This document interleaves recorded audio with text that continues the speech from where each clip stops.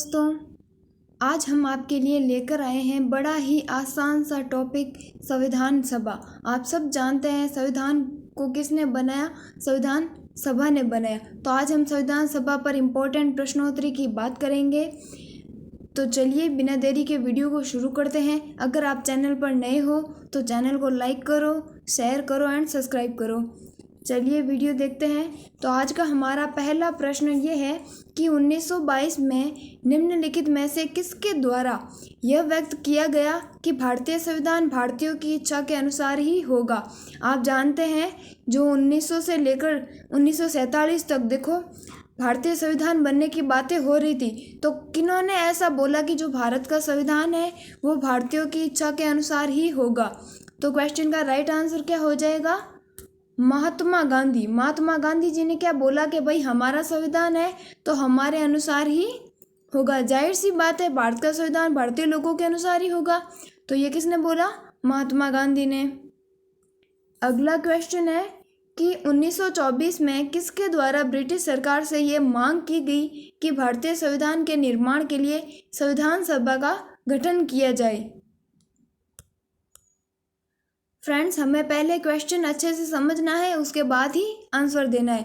Question में ये है कि किन्होंने ये बोला कि भाई हम अगर संविधान बना रहे हैं तो हमें एक संविधान सभा चाहिए। ठीक है, तो क्वेश्चन का राइट आंसर क्या हो जाएगा? मोतीलाल नेहरू। मोतीलाल नेहरू ने ये बोला कि भारतीय संविधान के निर्माण के लिए एक संविधान सभा का गठन किया जाए। अगला क्वेश्चन है फ्रेंड्स, तीसरा है कि संविधान सभा के विचार का औपचारिक रूप से प्रतिपादन किसके द्वारा किया गया। कि भाई संविधान सभा बनने वाली है, उसका एकदम औपचारिक मतलब फैक्टिकल जो प्रतिपादन था वो किसके द्वारा किया गया? तो एम.एन. राय के द्वारा। ठीक है, एम.एन. राय को संविधान सभा के सलाहकार भी बोला जाता है। औपचारिक रूप से प्रतिपादन किनके द्वारा? एम.एन. राय के द्वारा। नेक्स्ट क्वेश्चन है कि संविधान सभा को किसने मूर्त रूप प्रदान किया। अगर हम बात करें संविधान सभा को एक मूर्त रूप प्रदान करने वाले कौन थे, तो option number D, Jawaharlal Nehru. Friends, इनमें देखो कोई ट्रिक की बात तो है नहीं, ये बस आपको समझना पड़ेगा कि मूर्त रूप प्रदान किया जवाहरलाल नेहरू ने। किसने बोला कि संविधान सभा हमारे अनुसार होगी, भारतीयों की इच्छा के अनुसार होगी? तो महात्मा गांधी ने। और औपचारिक रूप से प्रदान करने वाले एम.एन. रॉय थे। ठीक है, नेक्स्ट क्वेश्चन है कि वर्ष 1942 में किस योजना के तहत यह स्वीकार किया गया कि भारत में एक निर्वाचित संविधान सभा का गठन युद्ध उपरांत संविधान का निर्माण करेगी। तो देखो आप ऐसे भी मतलब आइडिया लगा सकते हो कि जैसे कि माउंटबेटन योजना है, ये तो कब थी? 1947 में। कैबिनेट मिशन 1946 में। लेकिन यहाँ बात हो रही है कि वर्ष 1942 की योजना। तो आप जानते हैं वर्ष 1942 में कौन सी योजना थी? Cripps mission. ठीक है, क्रिप्स मिशन के अनुसार युद्ध उपरांत जो भारत का संविधान है वो संविधान सभा बना सकती है। ठीक है, अगला है संविधान सभा के गठन की मांग सर्वप्रथम 1895 में। बात करें, बस आपको ये सन याद रखना है। अगर 1895 में हो तो राइट आंसर क्या हो जाएगा? बाल गंगाधर तिलक। संविधान सभा के गठन की मांग को 1895 में प्रस्तुत करने वाले कौन थे? बाल गंगाधर तिलक। नेक्स्ट क्वेश्चन है कि भारत की संविधान सभा गठित करने का आधार क्या था। अब देखो जो भारत की संविधान सभा बन रही थी उसका मतलब कोई ना कोई तो आधार था। तो वो आधार क्या था? Cabinet mission. कब? 1946 में। कैबिनेट मिशन हमारे भारतीय संविधान सभा के गठित करने का आधार था। तो फ्रेंड्स, ये तो हो गए संविधान सभा का गठन। अब हम पढ़ेंगे उनमें मेंबर कितने थे। तो कैबिनेट मिशन योजना के अनुसार संविधान सभा में कुल सदस्य कितने थे? तो देखो 389, 389 सदस्य संविधान सभा में थे। ठीक है,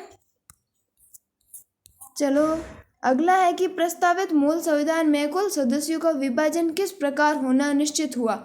तो देखो पहले आप जानते थे ब्रिटिश प्रांत होते थे, मुख्य कमिश्नरी क्षेत्र थे और देसी रियासतें भी शामिल थी। तो हुआ क्या कि ब्रिटिश प्रांत जहाँ पर अंग्रेजों का अधिकार था वहाँ से तो 292 प्रतिनिधि, देसी रियासतों थे 93 प्रतिनिधि और मुख्य कमिश्नरी क्षेत्र जहाँ से कितने? 4 प्रतिनिधि। फ्रेंड्स, जो ये मुख्य कमिश्नरी क्षेत्र थे ना, वो कौन कौन से थे? देखो 4 थे। आपको क्या याद रखना है? A, B, C और D। A मतलब अजमेर, B मतलब बलूचिस्तान, C मतलब कुर्ग, D मतलब दिल्ली। ये 4 कमिश्नरी क्षेत्र के, 93 देसी रियासतों के और 292 ब्रिटिश प्रांतों के। उपरोक्त सभी ने क्या हुआ? संविधान सभा का ये विभाजन हुआ था कि ये इतने इतने सदस्य भाग लेंगे। हुआ क्लियर?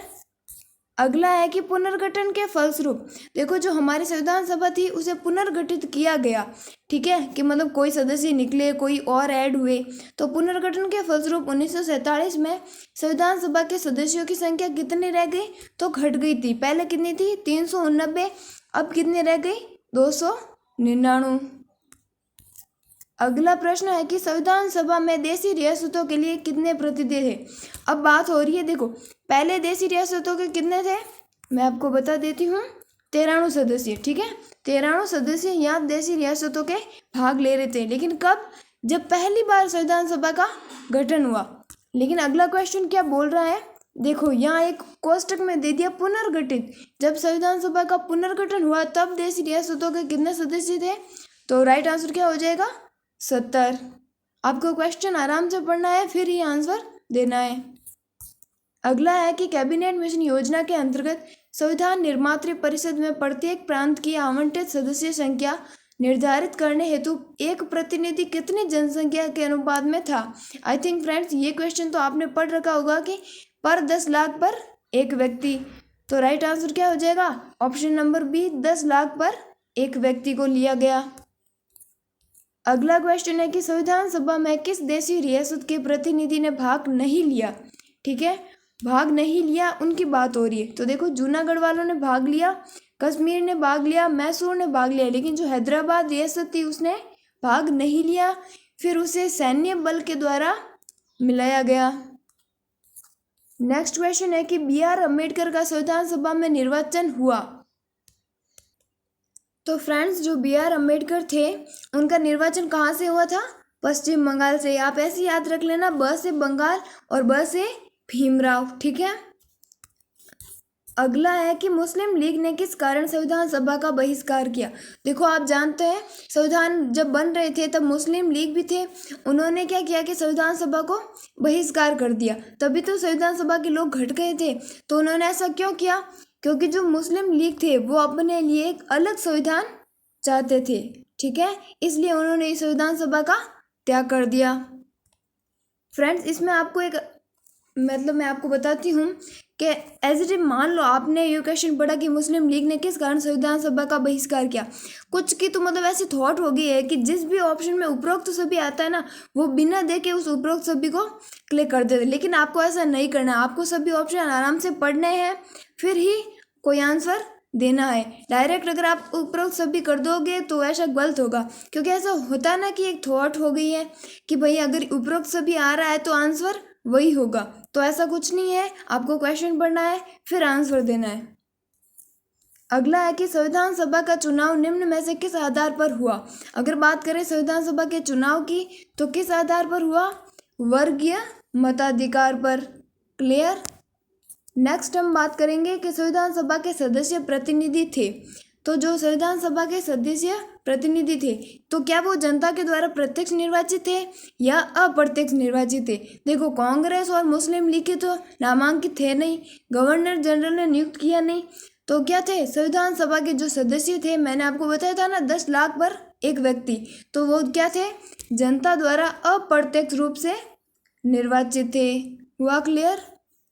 क्वेश्चन नंबर 18, भारतीय संविधान को किसने बनाया? अब देखो भारत का संविधान है, गांधी जी लड़ कर बोल रहे थे कि भाई हमारा संविधान है तो हम ही बनाएंगे।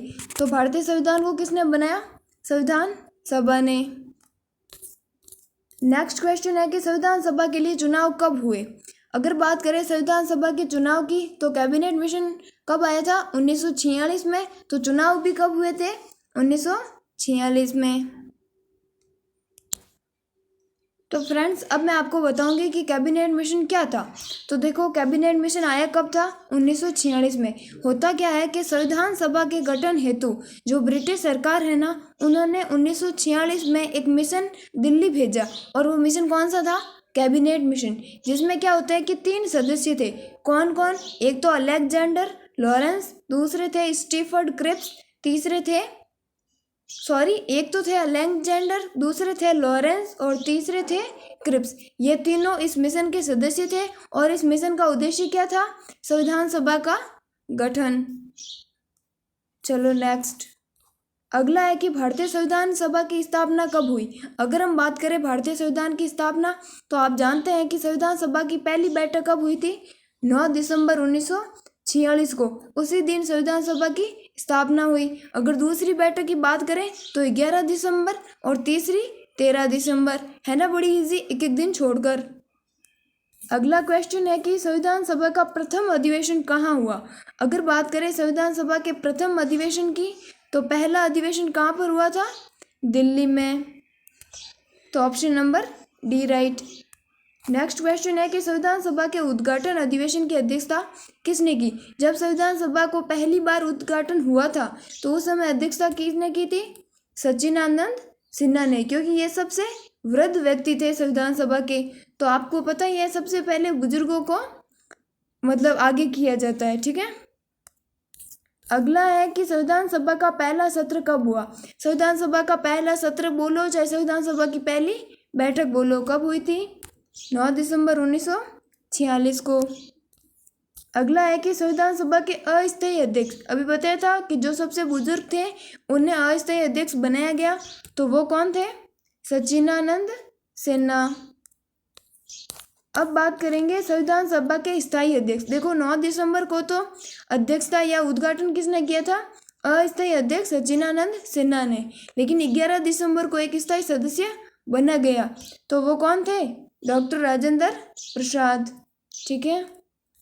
अगला है कि 11 दिसंबर 1946 को संविधान सभा का स्थायी अध्यक्ष, अभी बताया था आपको, राजेंद्र प्रसाद को दूसरी बैठक के दिन क्या स्थायी अध्यक्ष चुन लिया गया। नेक्स्ट है संविधान सभा के संवैधानिक सलाहकार कौन थे। देखो अब संविधान सभा बनी है तो एक सलाहकार भी तो होने चाहिए, तो वो कौन थे, BN राव। फुल फॉर्म की अगर हम बात करें तो बेनेगल नरसिंह राव। अगर आप BN राव याद रखो तो ज़्यादा इजी रहेगा, फिर आप फुल फॉर्म तो देख ही लेना। तो ऑप्शन नंबर डी राइट। अगला है निम्नलिखित में से कौन सा संविधान सभा का सदस्य नहीं थे। इन चारों में से हमें ये बताना है कि संविधान सभा के सदस्य नहीं थे। देखो KM मुंशी थे, गोपाल स्वामी अयंगर भी थे और T कृष्णमाचारी भी थे, लेकिन जो HH बैग थे वो संविधान सभा के सदस्य नहीं थे। अगला क्वेश्चन है कि संविधान के विभिन्न पहलुओं के अध्ययन हेतु संविधान सभा ने कितनी समितियां नियुक्त की। देखो अब इतना बड़ा संविधान था तो उनके लिए क्या अलग अलग समितियां बनी, तो उन समितियों की संख्या कितनी थी, तो ऑप्शन नंबर सी राइट। कुल कितनी समितियां बनाई गई, 13 समितियां। आज का हमारा लास्ट क्वेश्चन है कि संविधान सभा के प्रारूप समिति की नियुक्ति कब की गई। अब देखो बात करें अगर हम प्रारूप समिति की, तो वो कब बनी, 29 अगस्त 1947 को। अगर उसमें टोटल सदस्यों की बात करें तो कितने थे, 7 सदस्य, और प्रारूप समिति बनाने वाले कौन थे, भीमराव अम्बेडकर। देखो 7 सदस्य थे, बनाने वाले भीमराव अम्बेडकर थे। कब बनाई, 29 अगस्त 1947 को। तो फ्रेंड्स आज हमने देखे संविधान सभा के महत्वपूर्ण प्रश्न, फिर हम किसी और टॉपिक पर बात करेंगे। अगर आपको वीडियो पसंद आई है तो लाइक करो, कमेंट में कमेंट करो, और चैनल पर नए हो तो चैनल को सब्सक्राइब करो। Thank you.